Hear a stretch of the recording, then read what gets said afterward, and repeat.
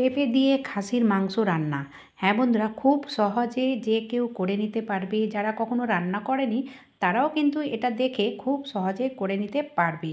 তার জন্য এখানে আমি দিয়ে দিলাম কড়াতে সর্ষের তেল।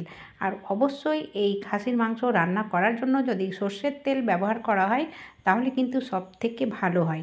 ঠিক আছে, এবারে ওতে দিয়ে দিলাম ডুমো ডুমো করে কেটে রাখা পেঁপে। যেমন আমরা মাংসতে দেওয়ার জন্য আলু কাটি, ঠিক সেইভাবে এই পেঁপেটাকে কাট করেছি।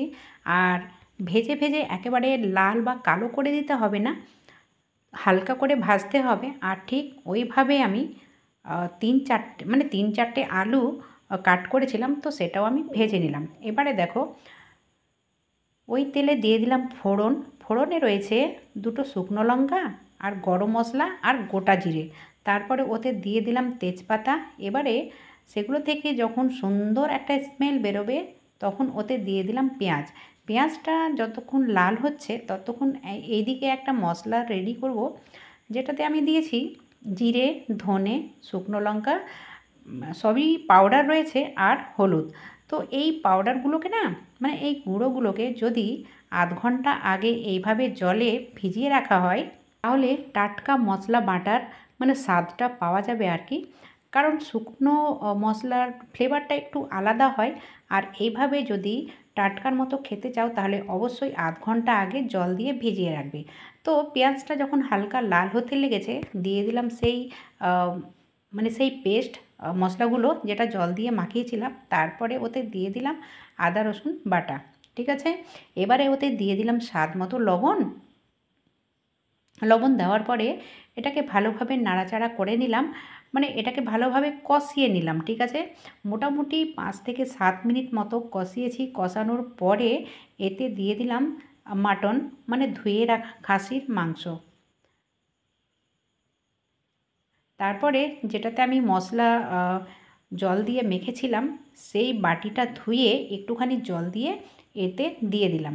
ঠিক আছে, এবারে দেখো, এটা ঢেকে ঢেকে যদি কষানো হয় তাহলে অনেক রকম সুবিধে রয়েছে।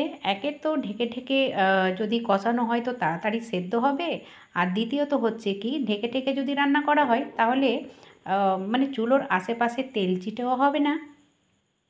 তো এই দেখো বন্ধুরা, তেল ছাড়া ছাড়া হয়ে গেছে, তার মানে কষানোটা হয়ে গেছে।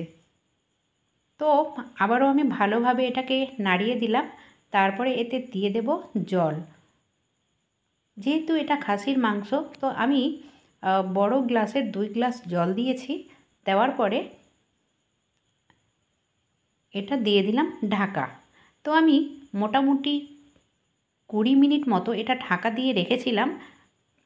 তো এটা আধ সেদ্ধ হয়ে গেছে, মানে অর্ধেক সেদ্ধ হয়ে গেছে। তারপরে যে আমি ভেজে রেখেছিলাম পেঁপে আর আলু, সেটাকে এতে দিয়ে দিলাম, মানে মাংসতে দিয়ে দিলাম।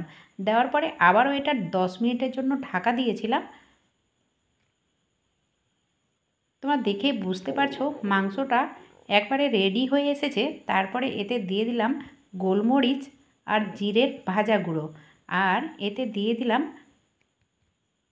গরম মশলা পাউডার, মানে বাজারের। এটা দিতেও পারো, নাও দিতে পারো, দিলে কিন্তু ভীষণই টেস্টি হয়।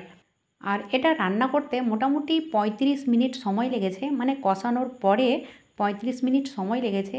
আর দুর্দান্ত স্বাদে পেঁপে দিয়ে খাসির মাংস রান্না এক্কেবারে রেডি। এটা কিন্তু ভাত, রুটি, পরোটা কিংবা পোলাও সব দিয়েই জমে যাবে।